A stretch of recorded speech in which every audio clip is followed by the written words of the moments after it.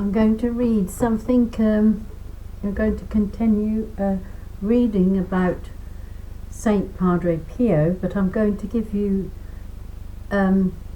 information about him, like his military service.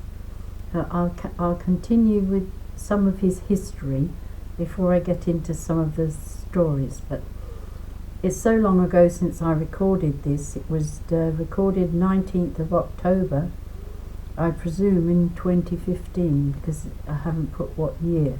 So I will continue with reading. This is my first third video on him for YouTube. This is a different thing. The other one was radio. Military service of Padre Pio and the Stigmata. That means his hands were bleeding, his feet were bleeding, the same as Jesus's and Saint Francis of Assisi and many other saints. Well, a few, not many, a few. So he's now called Saint Pius of Pietrelcina, but I like to call him Padre Pio. Padre Pio's military service. When World War began, 4 friars from his community were selected for military service.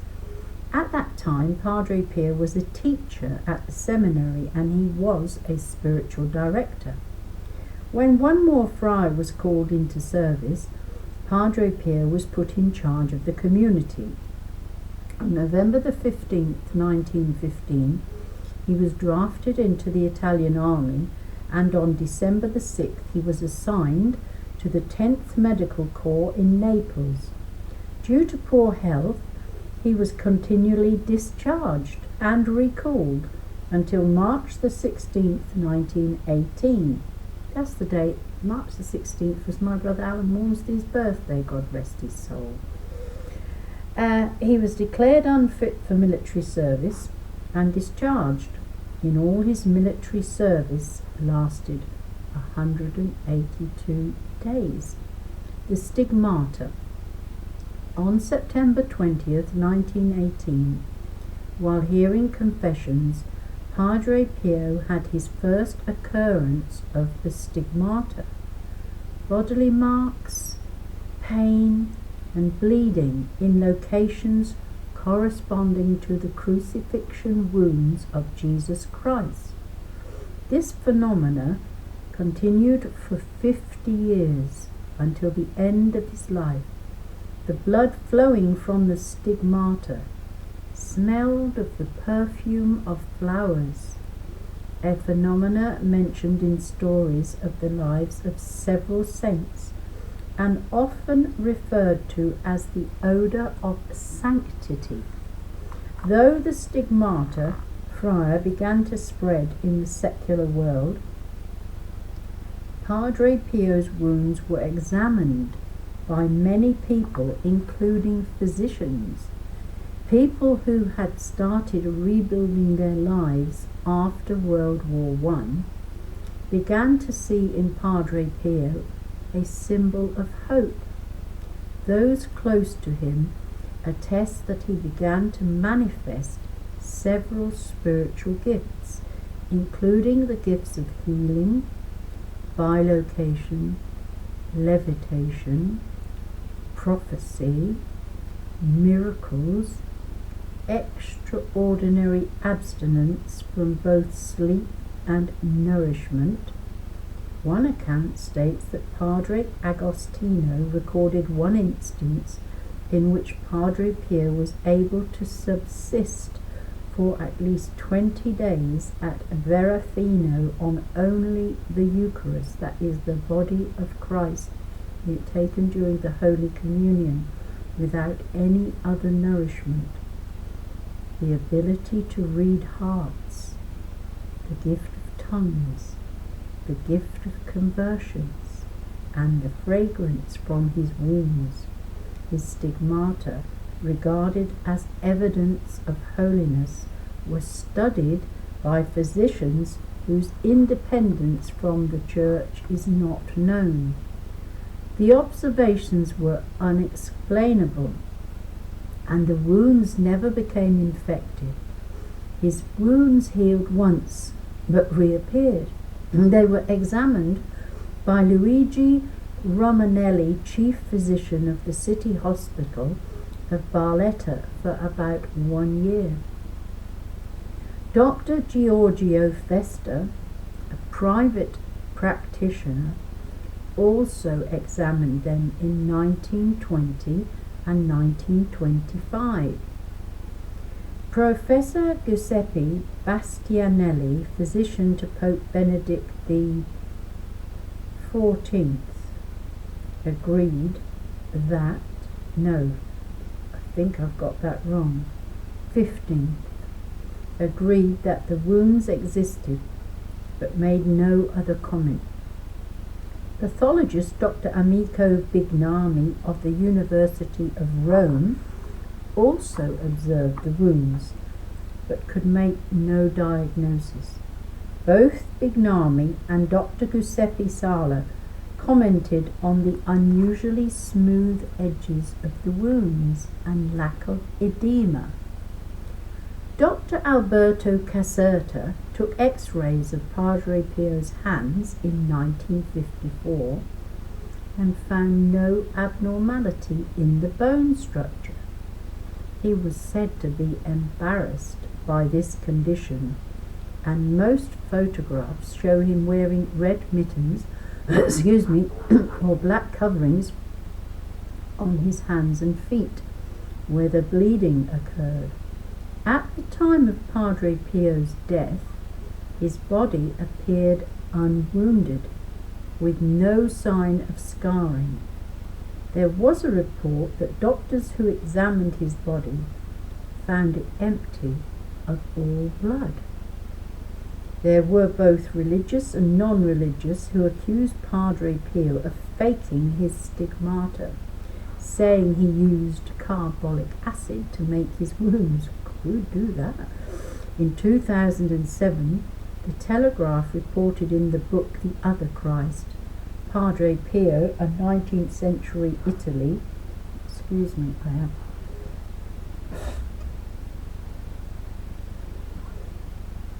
The other Padre Pio, the 19th century Italy, by historian Sergio Luzzatto.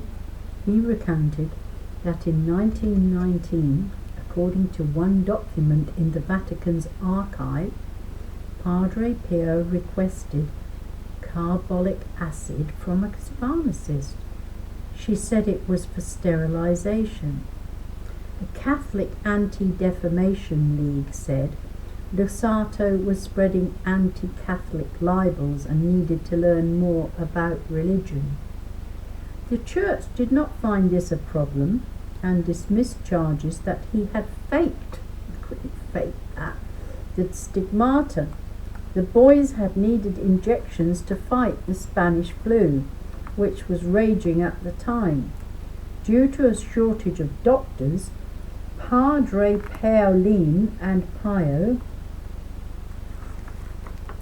administered the injections using carbolic acid as a sterilizing agent, transverberation and visible stigmata. Based on Padre Pio's correspondence in his priesthood, he experienced less obvious indications of the visible stigmata, for which he would later become famous. In a 1911 letter, Padre Pio wrote to his spiritual advisor, Padre Benedetto from San Marco in Lamis, describing something he had been experiencing for a year, and I quote Pio, "Then last night something happened which I can neither explain nor understand. In the middle of the palms of my hands, a red mark appeared about the size of a penny, accompanied by acute pain in the middle of the red marks. The pain was more pronounced in the middle of the left hand, so much so that I can still feel it. Also under my feet I can feel some pain." His close friend, Padre Agostino, wrote to him in 1915 asking specific questions, such as when he first experienced visions, whether he had been granted the stigmata, and whether he felt the pains of the passion of Christ, namely the crowning of thorns and the scourging. Padre Pio replied that he had been favoured with visions since his novitiate period in 1903 to 1904. He wrote that although he had been granted the stigmata, he had been terrified by the phenomenon, and he begged the Lord to withdraw them. He did not wish the pain to be removed, only the visible wounds, since at that time he considered them to be an indescribable and almost unbearable humiliation. The visible wounds disappeared at that point, excuse me, but reappeared in September 1918. He reported, however, that the pain remained and was more acute on specific days and under certain circumstances. He also said that he was suffering the pain of the crown of thorns and the scourging. He did not define the frequency of these occurrences, but he said that he had been suffering from them at least once weekly for some years. These events are alleged to have caused his health to fail, for which reasons he was permitted to stay at home, to maintain his religious life as a friar from the community. He said Mass daily and taught at school. St. John of the Cross describes the phenomenon of transverberation as follows: the soul being inflamed with the love of God, which is interiorly attacked by a seraph, angel, who pierces it through with a fiery dart. This leaves the soul wounded, which causes it to suffer from the overflowing of divine love. World War I continued, and in July 1918, Pope Benedict the 15th, who had termed World War I the suicide of Europe, appealed to all Christians, urging them to pray for an end to the World War. On July the 27th of the same year, Padre Pio offered himself as a victim for the end of the war. Days passed, and between August the 5th and August the 7th, Padre Pio had a vision in which Christ appeared and pierced his side. As a result, Padre Pio had a physical wound in his side. This occurrence is considered as a transverberation, or piercing of the heart, indicating the union of love with God. On 8th of August, the Allies began the 100 Days Offensive, which led to the armistice with Germany and the end of the war. As a side note, a first-class relic of Padre Pio, which consists of a large framed square of linen bearing a blood stain from the wound of the transverberation of the heart in his side, is exposed for public veneration at the St. John Cantius Church in Chicago. The occasion of transverberation coincided with a 7-week-long period of spiritual unrest for Padre Pio. One of his Capuchin brothers said this of his state during this period: during this time, his entire appearance looked altered, as if he had died.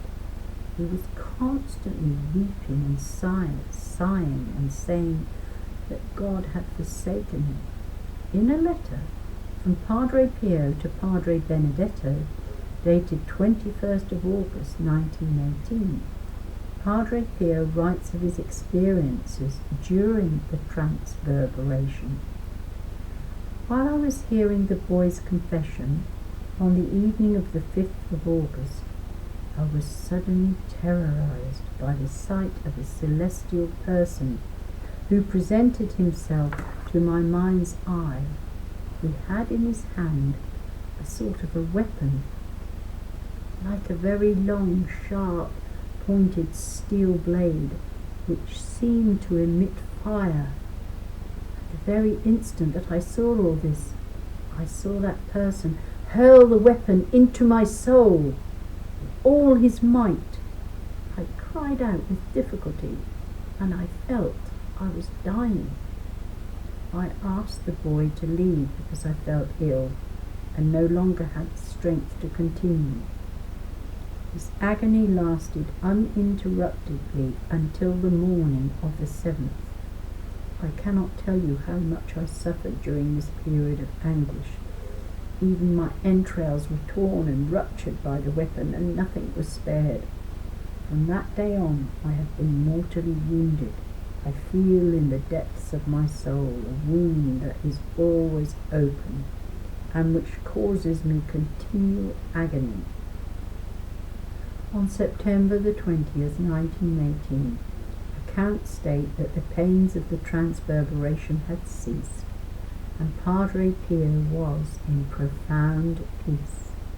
On that day, as Padre Pio was engaged in prayer in the choir loft in the church of Our Lady of Grace, the same being who had appeared and given him the transverberation, and who is believed to be the wounded Christ, appeared again, and Padre Pio had another experience of religious ecstasy.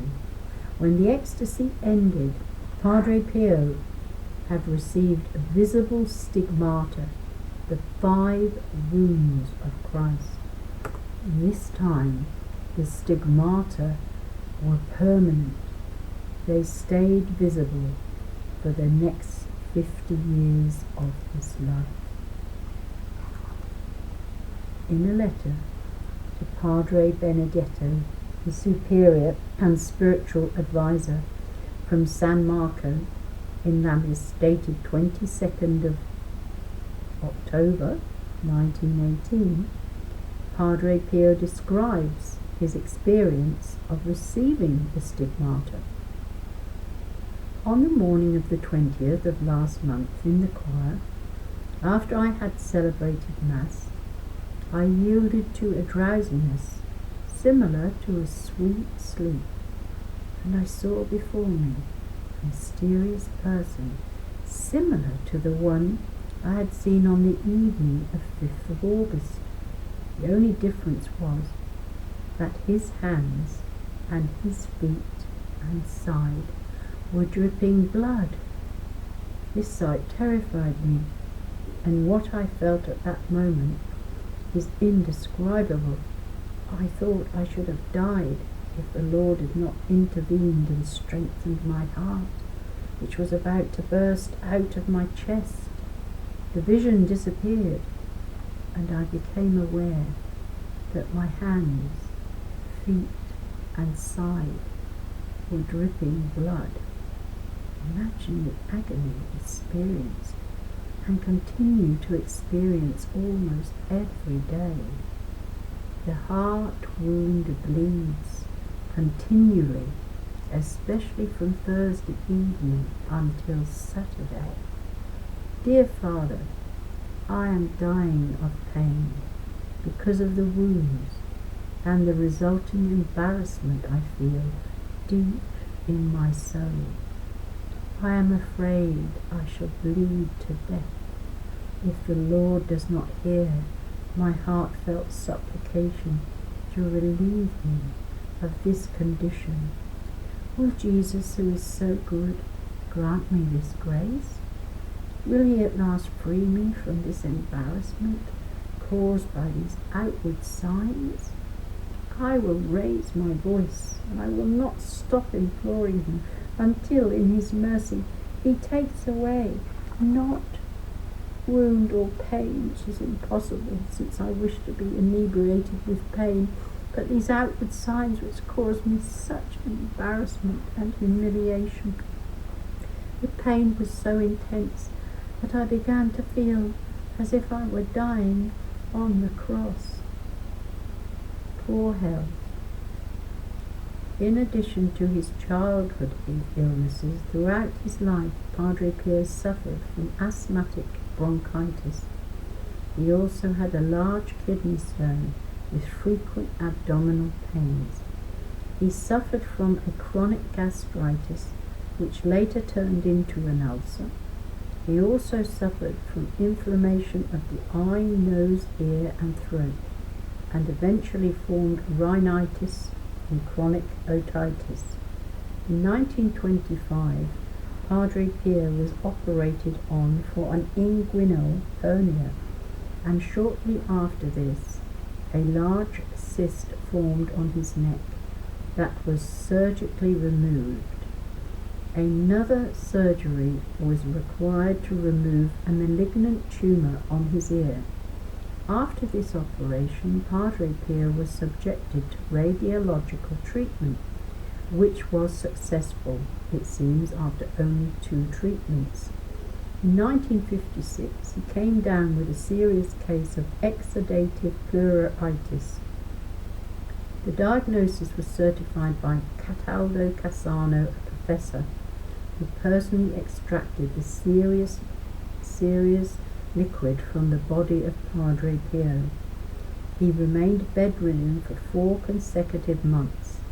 In his old age, Padre Pio was tormented by a painful arthritis. Controversies. Because of the unusual abilities, Padre Pio was claimed to possess. The Holy See instituted investigations of the related accounts. The local bishop, P. Gagliari, did not believe Padre Pio's alleged miracles, suggesting that his Capuchin brothers were making a display out of the monk to gain financial advantage.